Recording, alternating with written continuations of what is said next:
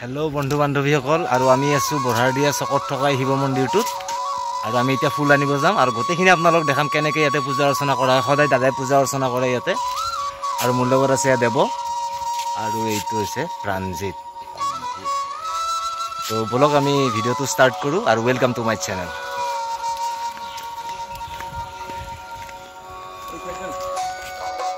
ফ্ৰেণ্ডসকল 4:30 বাৰ উঠিছিলো কিন্তু আন্ধাৰ হৈ আছিল দেখোন সেইকাৰণে আমি আৰু উঠিব নোৱাৰিলোঁ আৰু অলপ দেৰি হ'ল 5:30 বাজিল তথাপিও আপোনালোক দেখাব চেষ্টা কৰিম যে কেনেকৈ সদায় পূজা অৰ্চনা হয় আমাৰ এই বঢ়াৰদিয়া চকত থকা মন্দিৰটোত আমি আছো দাদাৰ ঘৰত আৰু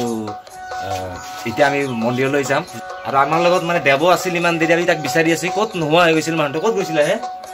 মানুহটো নোহোৱা হৈ গৈছিল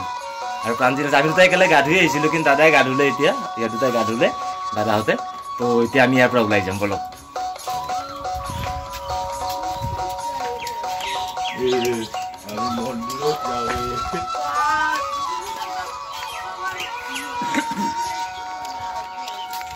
আমি এতিয়া মন্দিৰলৈ গৈ আছো এইটো আমাৰ সন্মুখত মন্দিৰটো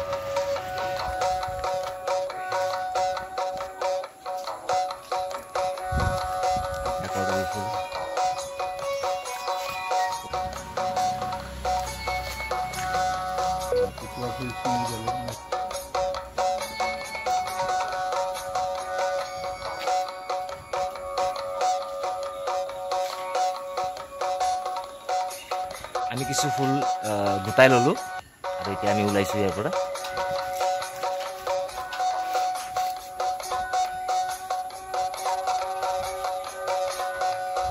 তো আমি ফুল গোটাই লৈ আমি এতিয়া আকৌ মন্দিৰৰ ফালে আগবাঢ়ি আছো মন্দিৰ পাই গলো আৰু দেৱ আছে দাদাই ফুলখিনি ধুই ল'লে বন্ধু বান্ধৱীসকল দাদা কোনো দেউ বা পূজাৰী নহয় কিন্তু দাদাই নিজৰ মনে দিয়ে তাৰমানে এই মন্দিৰটোত বহুত দিনৰ পৰা পূজা অৰ্চনা কৰি আহিছে তাৰে কাৰণে দাদাই বহুত বাধাও পাইছে কিন্তু তথাপিও দাদাই সদায় এনেকৈ মন্দিৰটোত পূজা অৰ্চনা কৰে আৰু মন্দিৰটো দিনক দিনে মানে উন্নতি হৈ আহিছে সেইটো মানে দেখিলে গম পোৱা যায়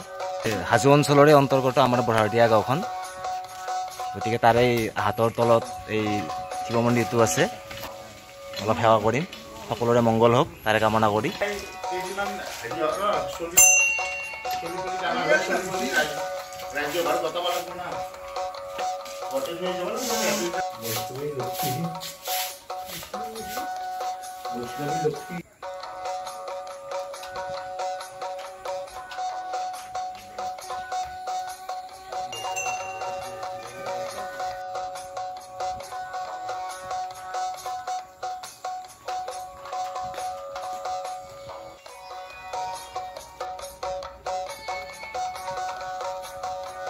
ভাল লগা পৰিৱেশ এয়া বঢ়াৰদিয়া গাঁৱৰ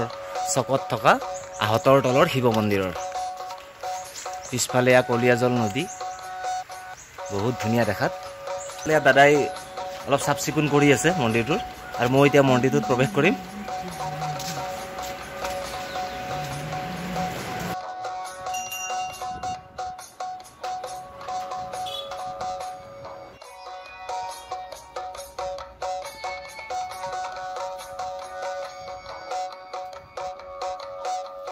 কেনেকুৱা লাগিছে তোমালোকৰ আহি কিনে ইয়াতে ভালে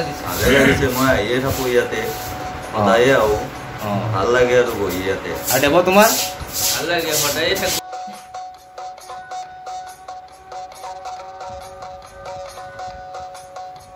ফ্ৰেণ্ডসকল প্ৰাণজিতে কিবা ক'ব চাই থাকক আগলৈকে ভিডিঅ'টো আৰু ভাল পাব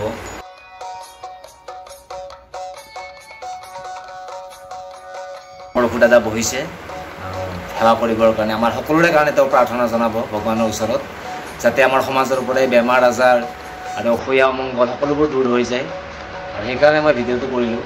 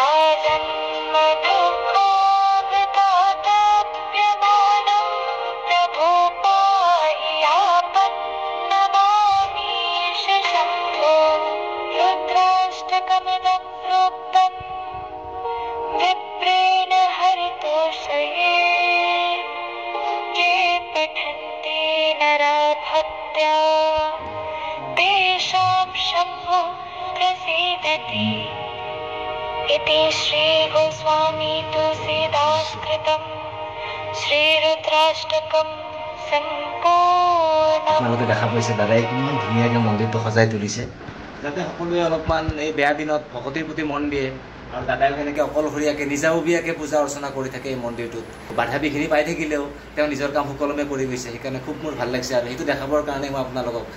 এই ভিডিঅ'টো বনাইছোঁ। এতিয়া আমি সেৱা ল'ম, দাদাই শংখত ধ্বনি বজাব আৰু আমাৰ সকলোৰে অসূয়া অমংগল এইবিলাক দূৰ হৈ যাওক তাৰে কামনা কৰিছোঁ। এতিয়া প্ৰাৰ্থনা জনাওঁ আমি একেলগে, আহক।